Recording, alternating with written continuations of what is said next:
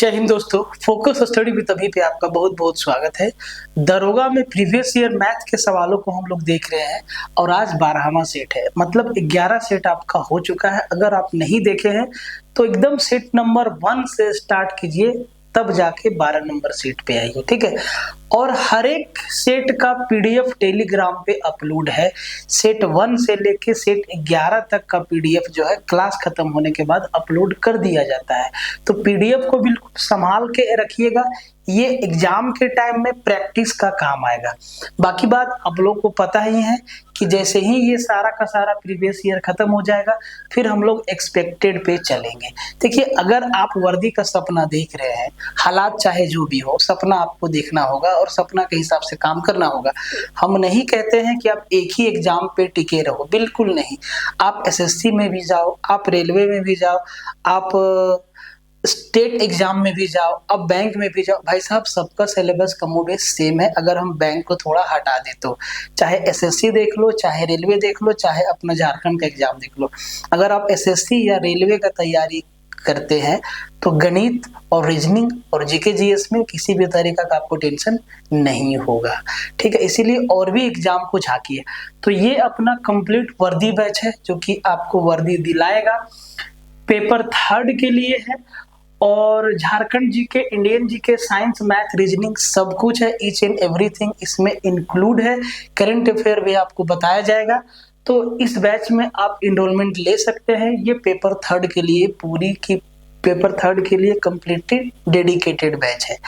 जैसे ही ये आपका क्लास खत्म हो जाएगा, सेट 12 का पीडीएफ टेलीग्राम पे डाल दिया जाएगा। तो टेलीग्राम जरूर ज्वाइन कर लीजिएगा, लिंक डिस्क्रिप्शन में दिया हुआ है और कमेंट में भी पिन किया हुआ है, ठीक है। तो टेलीग्राम जरूर से ज्वाइन कर लीजिएगा। अभी आपको क्या बोले कि एक एग्जाम पे टिके नहीं रहना है। विजेता बैच रेलवे के लिए है कंप्लीट, चाहे आप एनटीपीसी दे, चाहे आप ग्रुप डी दे, चाहे आप इस बार वाला एएलपी में आए हैं, हर एक सबके लिए ये आपका बैच है, कंप्लीट है। बेसिक से लेके एडवांस बेसिक से लेके एडवांस तक की चीजें इसमें बताई जाती है।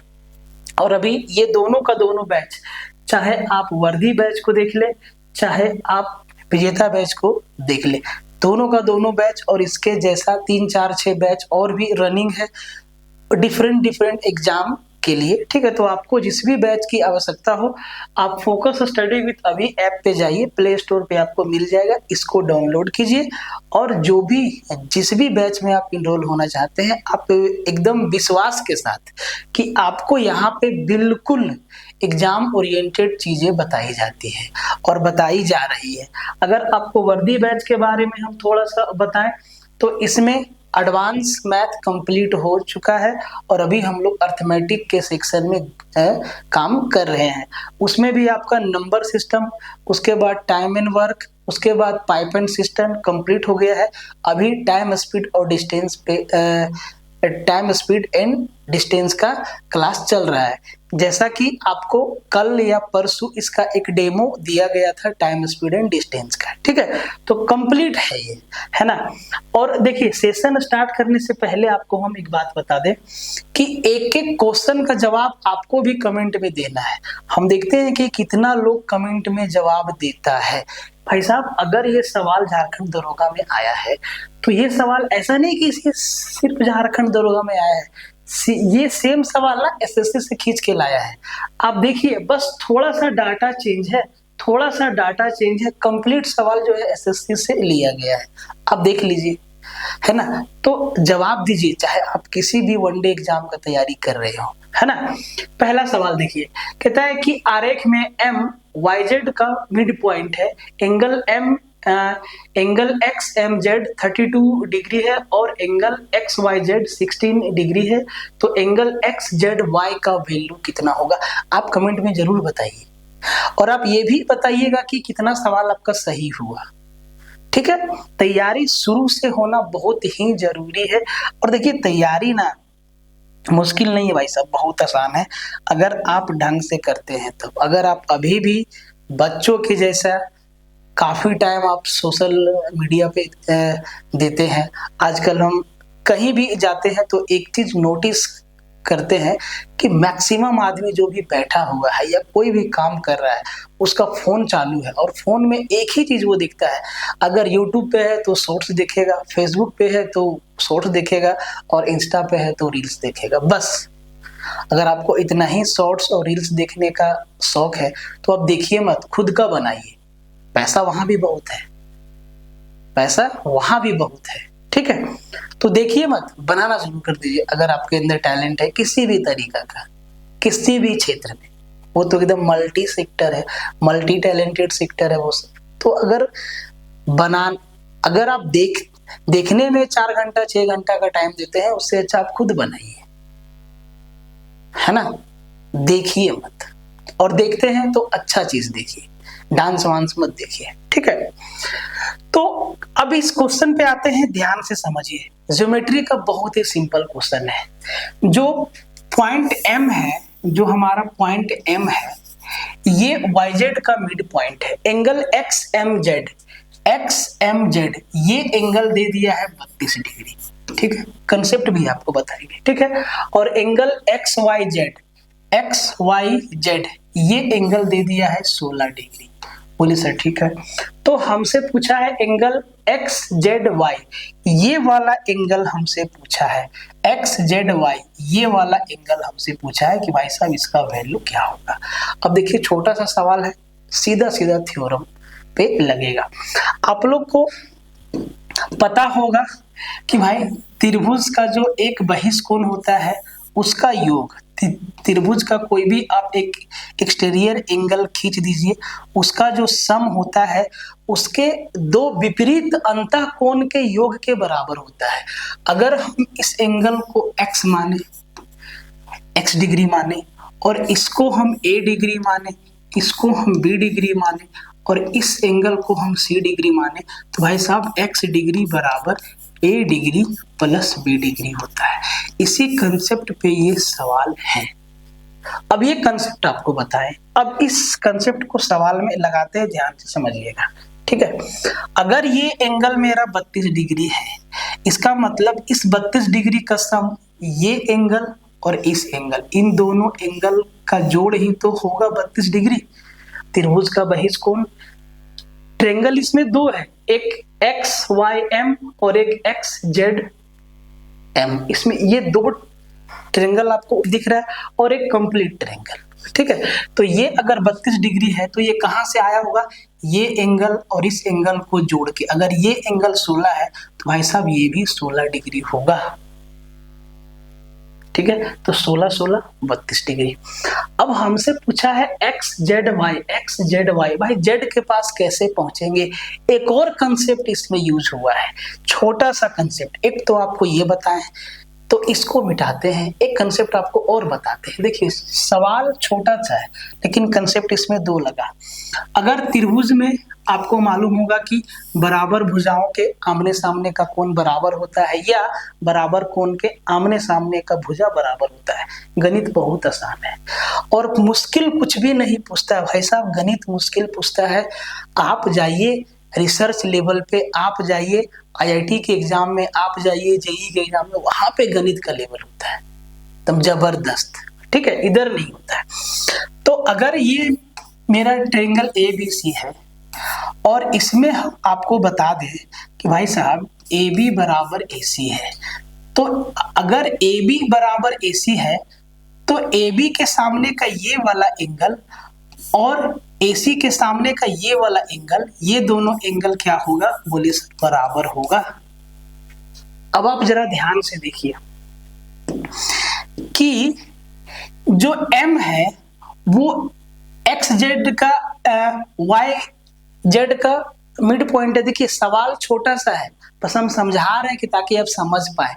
इतना आप समझते हैं कि नहीं, ये एकदम बेसिक है। सवाल तो 2-3 सेकेंड का ही है, लेकिन कंसेप्ट भी आपको समझा रहे हैं साथ साथ, इसीलिए अकबकाइएगा मत, आराम से समझिएगा। तो भाई साहब वाई एम बराबर एम जेड होगा। बोले सर ठीक है। अगर ये एंगल 16 है, ये एंगल 16 है, तो भाई साहब इसके सामने का ये भुजा और इसके सामने का ये भुजा ये भी बराबर होगा। बोले सर ठीक है। अब आप इधर वाले ट्रायंगल में आ जाइए, इसमें भी दो भुजा बराबर है, तो भाई साहब बराबर भुजा के आमने सामने का कोण बराबर, जितना वैल्यू एंगल जेड का होगा उतना ही वैल्यू एम एक्स जेड का होगा, ये वाला एंगल का होगा। बोले सर ठीक है। अब त्रिभुज के तीनों कोनों का योग 180 डिग्री, 180 डिग्री में 32 डिग्री अपने पास है। 180 में 32 गया, कितना बचा सर? 148 डिग्री। अब 148 डिग्री को दो बराबर हिस्सा में बांटना है, तो ये भी 74 डिग्री होगा और ये भी 74 डिग्री होगा। ऑप्शन सी हमारा आंसर। कंसेप्ट बताना जरूरी है, कंसेप्ट को समझना जरूरी है। कंसेप्ट पता रहेगा तो आप सवाल को आराम से निपटा देंगे। कहता है कि 9 सेंटीमीटर, 40 सेंटीमीटर और 41 सेंटीमीटर लंबी भुजाओं वाले एक त्रिभुज के भीतर बने वृत्त की त्रिज्या क्या है? अब जैसे ही आपके सामने आया 9, 40, 41, तो भाई साहब ये चीज आपको समझ जाना है कि 9, 40, 41 कुछ और नहीं, ये हमारा ट्रिपलेट है, ये पाइथागोरियन ट्रिपलेट है। मतलब ये एक राइट एंगल ट्रायंगल का कंसेप्ट दे रहा है। तो सर एक राइट एंगल ट्रायंगल है, ठीक है, इसका 3 भुजा दे दिया है, तो भाई साहब ये हमारा 90 डिग्री है। 90 के सामने हाइपोटेनस, हाइपोटेनस सबसे बड़ी भुजा होती है। किसी एक को 9 मान लेते हैं, किसी एक को 41 मान लेते हैं, ठीक है। अब इसके अंदर एक सर्कल बना हुआ है, इसके अंदर एक सर्कल बना हुआ है ऐसे। इस सर्कल का रेडियस पूछा है, ये रेडियस है, ये रेडियस है, ठीक है। इस सर्कल का रेडियस पूछा है, रेडियस आर कितना होगा? यहां भी कंसेप्ट लगेगा, छोटा सा कंसेप्ट। रेडियस बराबर जो दोनों भुजाएं परपेंडिकुलर है 9 और 41, इनको जोड़ देना है, सॉरी ये 40 होगा, है ना, 9 और 40, और उसमें से हाइपोटेनस को घटा देना है और 2 से भाग दे देना है। तो 9 और 40, 49, 49 में 41 गया, 8, 8 को 2 से भागा दिए 4, तो भाई इस सर्कल का जो रेडियस होगा वो 4 सेंटीमीटर होगा। ये कंसेप्ट है, ठीक है, बहुत आसान है। आगे बढ़ते हैं। ये बहुत अच्छा सवाल पूछा गया है, ठीक है, ये बहुत अच्छा सवाल पूछा गया है। इसमें ज्योमेट्री का भी कंसेप्ट लगेगा और एरिया का भी कंसेप्ट लगेगा। तो एक रोम्बस है जिसका चारों साइड √5 सेंटीमीटर है। रोम्बस है तो भाई उसका चारों भुजा क्या होगा? बराबर ही होगा। और इसका एरिया दे दिया है 4 सेंटीमीटर। बोले सर ठीक है। इसके विकर्णों की लंबाई का योग, इसके डायगोनल का सम हमसे पूछा है। अब आपको सर एक चीज बताते हैं, ठीक है, ये हमारा एक रोम्बस है, ठीक है, समचतुर्भुज है।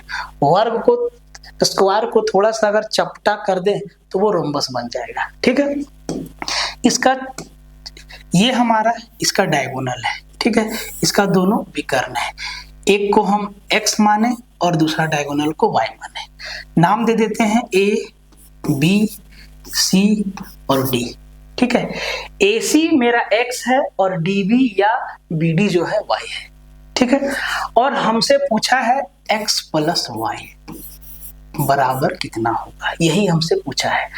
इसका प्रत्येक साइड दे दिया है, प्रत्येक साइड बराबर होगा √5 बोले सर ठीक है। इसका एरिया बता दिया है 4 सेंटीमीटर। अब देखिए यहाँ पे ज्योमेट्री का एक कंसेप्ट है कि समचतुर्भुज के भुजा का वर्ग का 4 गुना। सर इसका कोई भी साइड, चारों साइड आपका बराबर है, तो भुजा का वर्ग का 4 गुना 4AB² बराबर होता है दोनों डायगोनल के स्क्वायर का सम। तो भाई दोनों डायगोनल, एक को x माने हैं दूसरा को y माने हैं। ये भाई साहब कंसेप्ट है, ठीक है। अब आप जरा ध्यान से देखो भाई कि x² + y² का वैल्यू हम यहां से निकाल सकते हैं। AB मेरा क्या है? √5, तो √5 का स्क्वायर क्या हो जाएगा? 5, और 5 × 4 कितना होगा? 20। तो 20 बराबर x² + y² होगा। बोले सर ठीक है। इसका एरिया देखिए कितना सवाल एक लाइन का है लेकिन कितना कंसेप्ट लग रहा है, ठीक है। अब इसका एरिया बता दिया है सर। रोम्बस का एरिया क्या होता है? रोम्बस का एरिया होता है, एरिया बराबर होता है half into d1 into d2, दोनों विकर्णों के गुणनफल का आधा रोम्बस का एरिया होता है। तो सर एक डायगोनल मेरा x है, दूसरा मेरा y है, और एरिया कितना दिया हुआ है? बोले सर 4 दिया हुआ है, और ये 4 2 के साथ मिल जाएगा तो सर xy बराबर कितना हो जाएगा? 4 दूना 8 हो जाएगा। अब आप जरा ध्यान से देखिए, आपके पास x square plus Y square है, आपके पास एक्स वाई का वैल्यू है, तो क्या एक्स प्लस वाई का वैल्यू नहीं निकाल सकते हैं? भाई साहब ए प्लस बी का होल स्क्वायर का एक फॉर्मूला होता है कि हम इसको लिख सकते हैं एक्स प्लस वाई का होल स्क्वायर बराबर X square plus Y square plus का 2xy। बोले सर ठीक है। अब आप जरा ध्यान से देखिए कि xy मेरा 8 है, तो 2xy कितना हो जाएगा? बोले सर यहाँ 8 दूना 16 हो जाएगा, यहाँ पे कितना हो जाएगा? बोले सर 16 हो जाएगा, plus X square Y square 20 है, बोले सर 20 है। तो आप देखिए ध्यान से कि इधर 20 और 16 कितना 36 हो गया, और स्क्वायर इधर आएगा तो इधर रूट बन जाएगा, तो सर x प्लस वाई बराबर कितना हो जाएगा? रूट 36, और रूट 36 मतलब क्या? बोले सर 6 हमारा क्या हो जाएगा? आंसर हो जाएगा। जबरदस्त सवाल है, बहुत छोटा सवाल है लेकिन खोटा है, 2 कंसेप्ट इसमें लगा, ठीक है, और ये चीज जानना जरूरी है। ध्यान से आगे बढ़ जाते हैं। त्रिभुज के 3 भुजाएं 5, 12 और 13 सेंटीमीटर है। इस त्रिभुज के तीनों भुजाओं के मध्य बिंदु को जोड़कर एक छोटा त्रिभुज बनाया जाता है। छोटे त्रिभुज का क्षेत्रफल कितना होगा? अब जैसे ही आपके सामने 5, 12 और 13 दिखा, बोले सर ये तो पाइथागोरियन ट्रिपलेट है, जैसे 9, 40, 41 था वैसे 5, 12, 13 है, मतलब ये एक राइट एंगल ट्रायंगल है, ठीक है। ये 90 डिग्री, सबसे बड़ी भुजा 13, किसी को 5 मानो किसी को 12 मानो, कोई फर्क नहीं पड़ता है। अब इस त्रिभुज के मिड पॉइंट, आपको मिड पॉइंट को जोड़ना है, तो सर इसका मिड पॉइंट यहाँ माने, इसका मिड पॉइंट यहाँ और इसका मिड पॉइंट यहाँ। अब जरा तीनों को जोड़िए। अब जैसे ही तीनों मिड पॉइंट को मिलाएं तो ये जो बड़ा वाला त्रिभुज था ये 4 त्रिभुज में बट गया, और किसी भी त्रिभुज के मध्य बिंदुओं को जब आप खींचेंगे तो भाई वो त्रिभुज जो है 4 छोटा छोटा त्रिभुज में आपको दिखाई देगा, और चारों त्रिभुज का क्षेत्रफल आपस में बराबर होगा। क्या होगा? चारों त्रिभुज का क्षेत्रफल आपस में क्या होगा? बराबर होगा। 1 मिनट आ रहे हैं, 10 मिनट।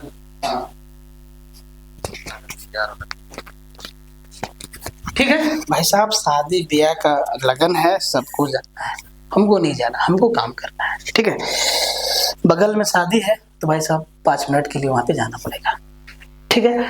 तो क्या बता रहे थे? किसी भी त्रिभुज के मिड पॉइंट को अगर मिलाएंगे और उसको खींचेंगे तो ट्रायंगल आपको, इस बड़े वाले ट्रायंगल में आपको 4 छोटा छोटा ट्रायंगल दिखाई देगा, और चारों का एरिया क्या होगा? आपस में बराबर होगा। अब ये जो ट्रायंगल है ये क्या है? राइट एंगल ट्रायंगल, और राइट एंगल ट्रायंगल का एरिया क्या होता है? Half into base into height, तो 5 गुना 12, यही ना होता है सर। 2 से काट दिए, 6 बार में 6 बचे, 30 सेंटीमीटर स्क्वायर ये पूरा बड़ा वाला ट्रायंगल का एरिया है, और 30 को 4 बराबर हिस्सा में बांटेंगे तो सर सबके हिस्सा में 7.5 सेंटीमीटर स्क्वायर जाएगा। तो हमसे किसी भी ट्रायंगल का एरिया पूछ दे, नाम देके कितना होगा? 7.5 सेंटीमीटर स्क्वायर। कंसेप्ट बताएं ध्यान से, और वीडियो को शेयर मारते जाना। बड़ा ही सिंपल सा सवाल है। एक अर्धवृत्तीय क्षेत्र का व्यास 14 मीटर है, उस क्षेत्र का परिमाप क्या होगा? देखो एक अर्धवृत्त है ऐसे, ये क्या है? मेरा अर्धवृत्त है, आधा वृत्त है। क्या है? मेरा अर्धवृत्त है, आधा वृत्त है, ठीक है। तो आपको समझाने के लिए पूरा वृत्त खींच दिए और इसको आधा कर दिए, ठीक है। ये मेरा क्या है? अर्धवृत्त है। ये काला वाला क्या है? मेरा अर्धवृत्त है, और इसका व्यास दे दिया है। व्यास कितना दिया है? बोले सर 14 सेंटीमीटर। पूरा व्यास कितना है? बोले सर 14 सेंटीमीटर। 14 सेंटीमीटर। ठीक है, तो हमसे बोला है कि इस अर्धवृत्त का परिमाप क्या होगा। एक बात बताइए, व्यास 14 सेंटीमीटर है तो रेडियस कितना हो जाएगा? बोले सर 7 सेंटीमीटर। अगर रेडियस 7 सेंटीमीटर है और हम बोले कि पूरा वृत्त का परिमाप क्या होगा? बोले sir 2 pi R. 2 pi R. ठीक है, 7 से 7 गया, 22 दूना 44, 44 सेंटीमीटर इस पूरा सर्कल का लेंथ है। इसके बाउंड्री का लेंथ है 44, तो सर इसके आधा का लेंथ कितना होगा? बोले सर 22 ऊपर और 22 नीचे। एकदम प्योर कंसेप्ट दे रहे हैं, अगर फॉर्मूला भूल गए तो भी कोई बात नहीं है। भाई साहब 22 ऊपर 22 नीचे है। अब देखो यहाँ पे कंफ्यूज नहीं होना, ये काला वाला भाग यहां से यहाँ का लेंथ 22 सेंटीमीटर और ये लाल वाला यहां से यहाँ का लेंथ 22 सेंटीमीटर। लेकिन हमसे पूछा है अर्धवृत्त का परिमाप, तो जैसे ही इसको मिटाएंगे तो भाई साहब ये हमारे सामने नया बाउंड्री आएगा काला वाला, जिसका लेंथ कितना है? बोले सर 14 सेंटीमीटर। तो इस अर्धवृत्त का व्यास कितना हुआ? 22 और 14 कितना? 36 सेंटीमीटर। पूरा समझ में आया है ना? आगे बढ़ते हैं। एक आयताकार खेत की लंबाई और चौड़ाई का अनुपात दे दिया है 4:3।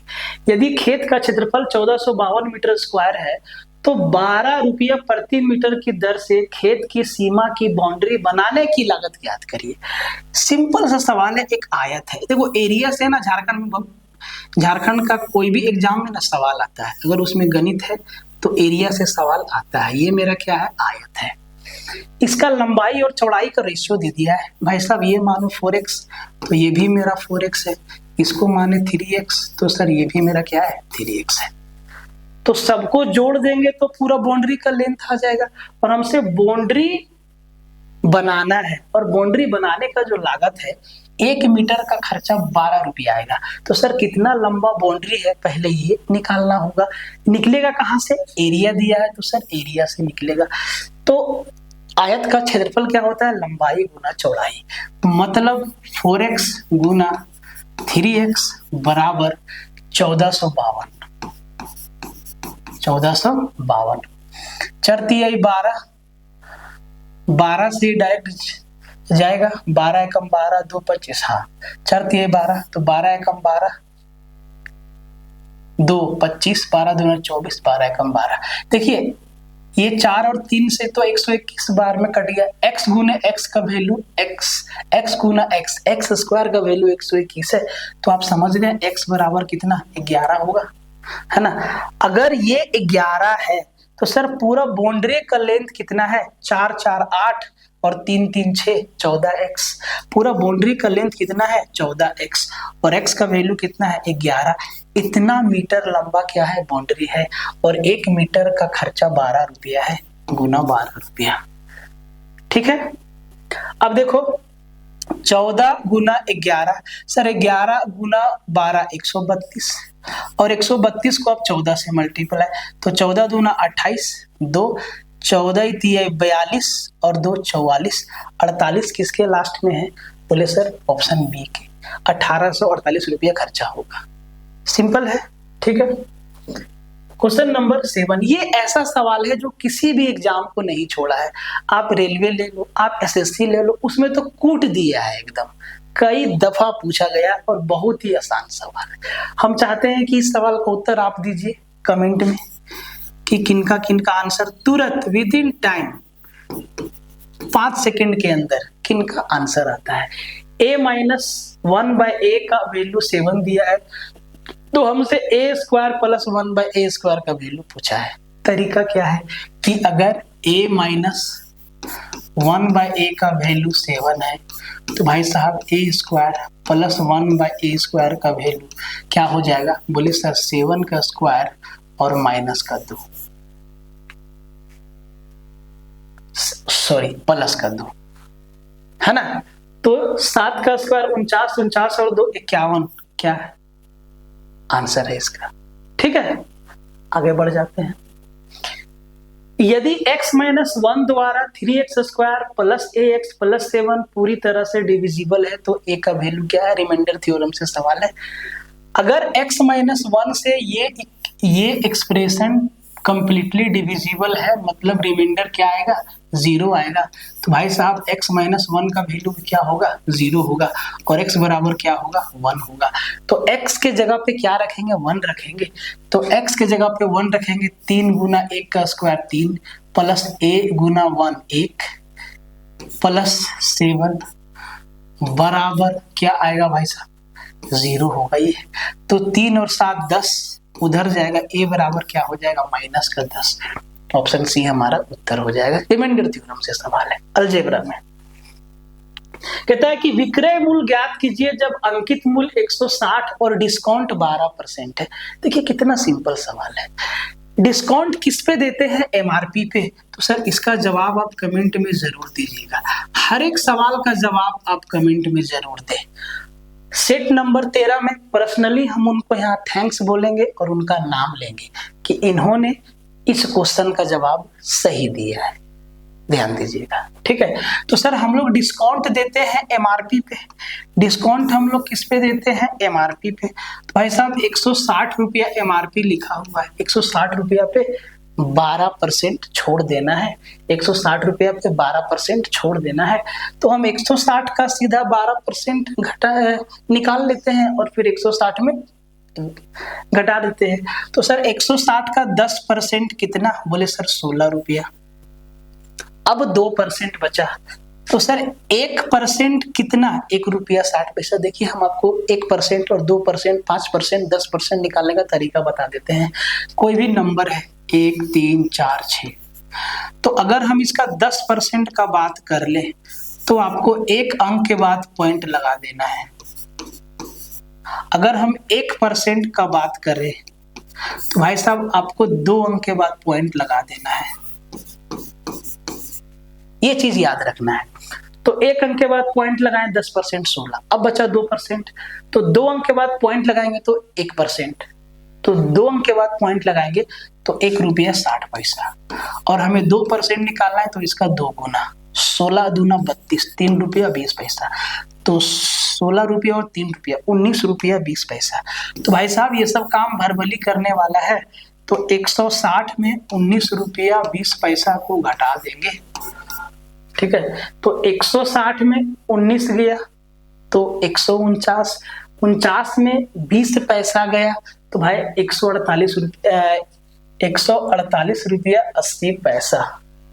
ओह सॉरी, 160 में 19 गया तो 141 और उसमें 20 पैसा गया तो 140 रुपया 80 पैसा। ये सब बरबली करने वाला सवाल है और ये वो सवाल है जिसको हर कोई करेगा, ठीक है। लेकिन जो शुरुआत का 2-3 सवाल था उसको हर कोई नहीं करेगा।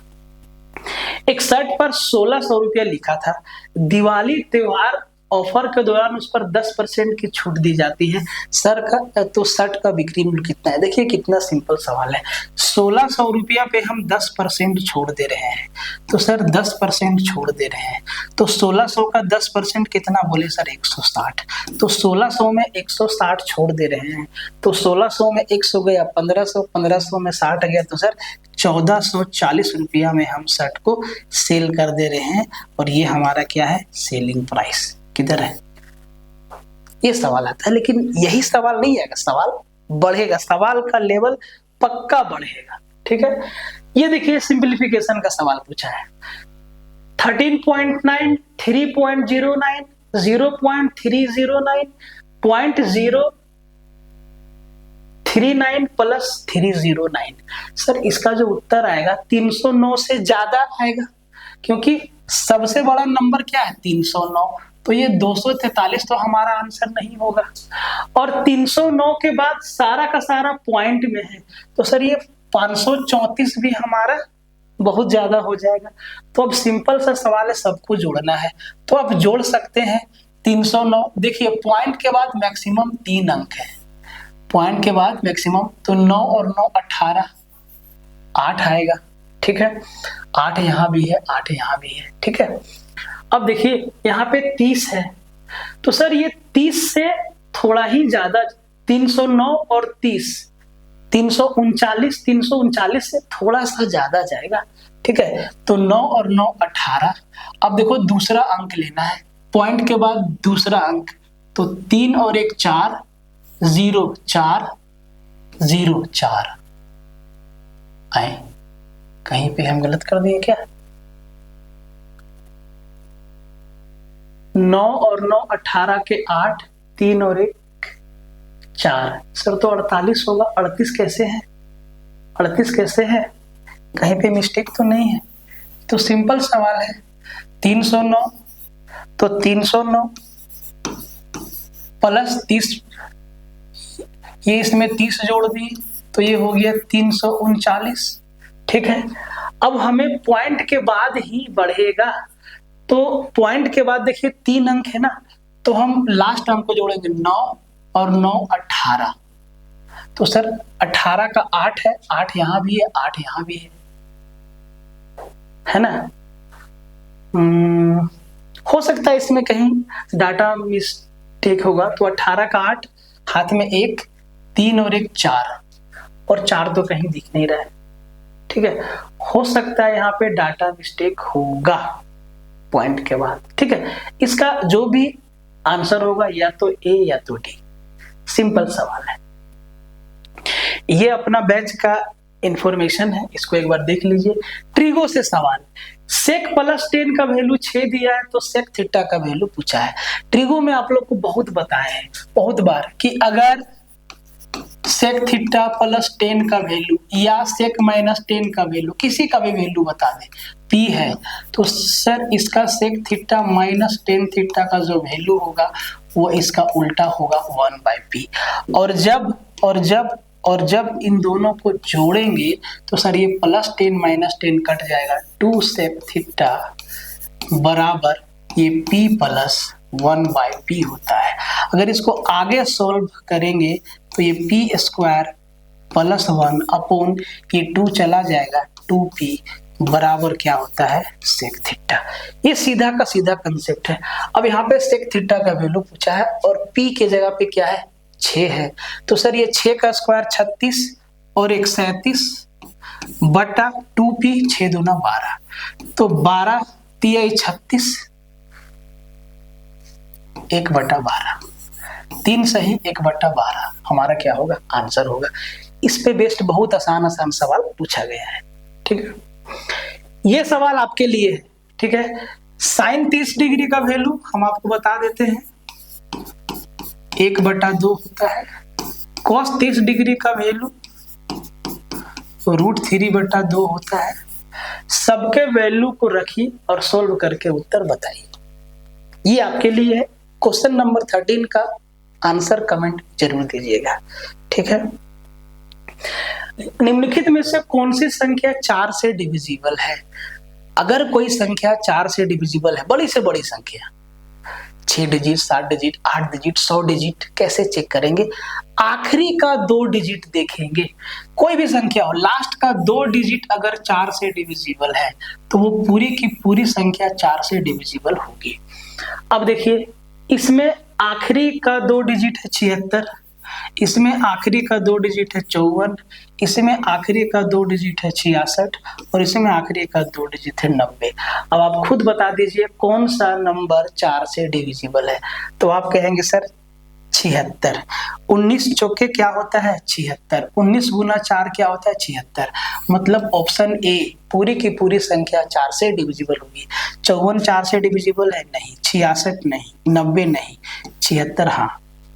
बस लास्ट का 2 डिजिट देखना है, मतलब डिविजिबिलिटी रूल से भी सवाल आएगा। एक शहर की जनसंख्या 8000 है, यदि पुरुषों की संख्या में 8% और महिलाओं की संख्या में 12% की वृद्धि होती है तो जनसंख्या 8680 हो जाएगी। शहर में महिलाओं की संख्या ज्ञात कीजिए। अब एक बात बताइए, इस सवाल को 2 तरीका से बना सकते हैं। एक तरीका ये है कि हम महिलाओं की संख्या x माने तो पुरुषों की संख्या 8000 - x हो जाएगा। ये लंबा चौड़ा कैलकुलेशन होगा।